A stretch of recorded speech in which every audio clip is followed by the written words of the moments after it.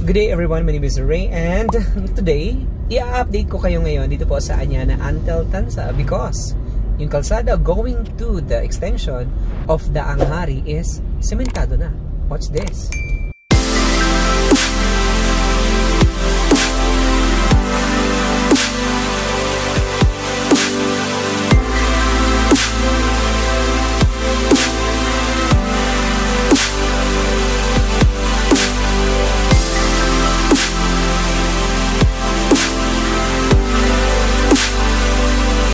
Good day everyone, may buntag kanyang tanan, Ray Millero po, Division Manager ito po sa Antel Grand Village and Anyana. And for today's video guys, i-update ko ang lahat ng bumili dito sa Anyana and Antel Grand Village.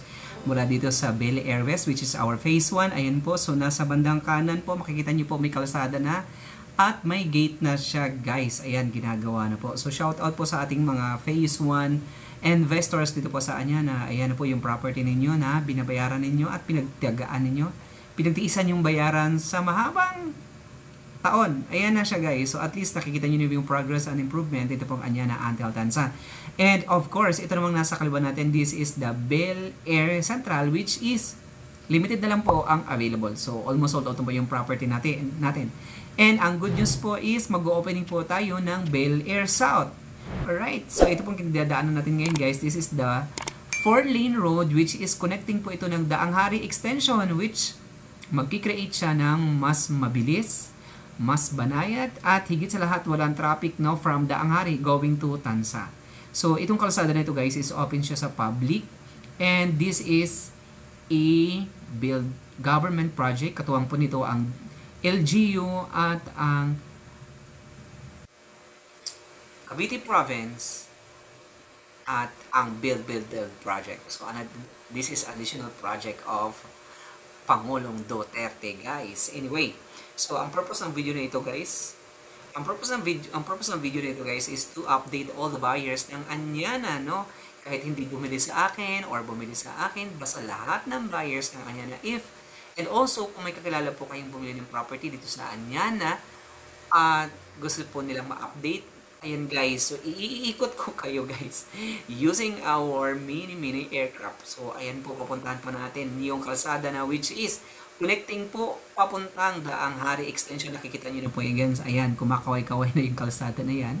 Na talaga namang doon sa unahan is sementado na. Pero itong portion na ito guys, ayan pong babaybayan natin is ano pa lang po yan siya ngayon. So rough road.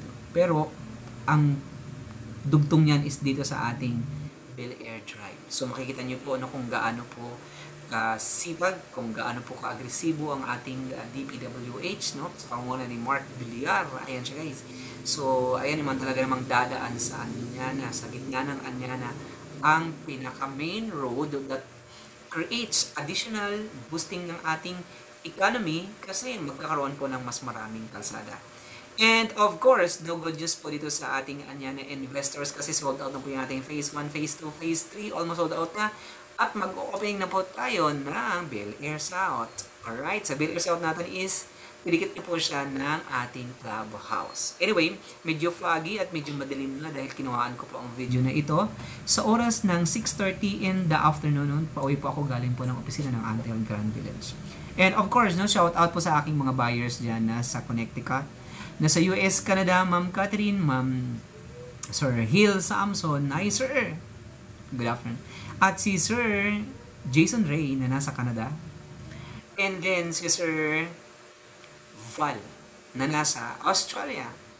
Nagaling siya ng New Zealand. So, thank you so much for trusting. And alam ko naman ang purpose ng pag-invest ninyo is for the future of your children, the future of your kids, and also kung may investment ka talaga is parang proud ka sa iyong sarili dahil talagang mahirap naman talagang maghanap buhay. So gusto mo rin talaga namang makita mo yung pinagsikapan mo na at least kapirasong lupa, at least meron kang na-invest na ipapamana mo sa iyong mga anak. And of course, kung wala ka namang pong anak, pwede din po itong magiging paghanda, no? Pinaghahandaan mo ang iyong katandaan kasi later on pwede mo rin siyang ibenta kasi meron kang titulo guys. And of course, kung gusto niyo namang i-loan sa bank, so itong property nito pwede niyo rin magamit as your collateral investment. collateral, no, para po i-mortgage yung inyong pong property. Pero kung gusto niyo naman po na magkaroon ng investment as crown, no, para maging proud kayo sa sarili, dito sa Anyan, ang Tartansa, we still have house and lot only and commercial lot. And kahit po maliit lang na lot, kasi 100 square m, still investment pa rin yan that later on na magmamahal talaga ang value ng property na yan. And of course guys, the property is limitado lang kasi po paubos na po yung ating property.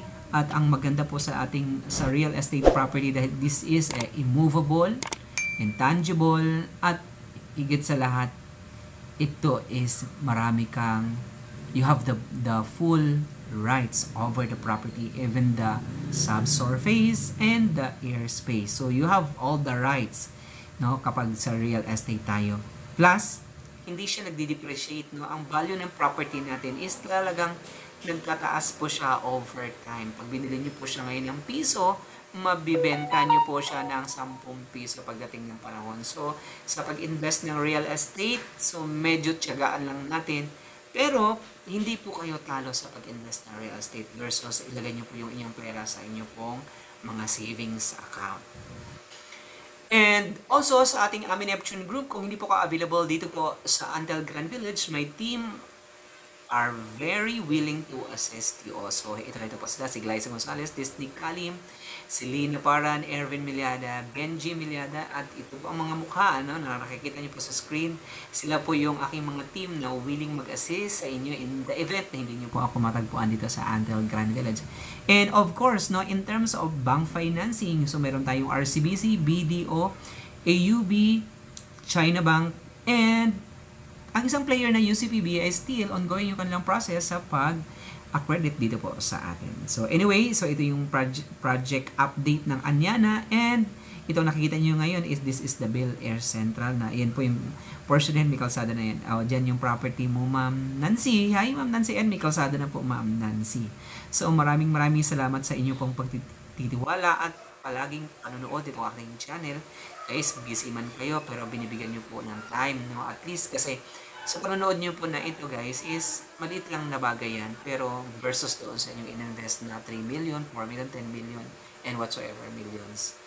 Right, so maraming salamat po, and I hope na nag-enjoy kayo. Kung bago po lang sa aking YouTube channel, please don't forget to hit like, subscribe, and hit that notification bell to get you notified whenever we release new YouTube videos. Thank you so much, and God bless us all.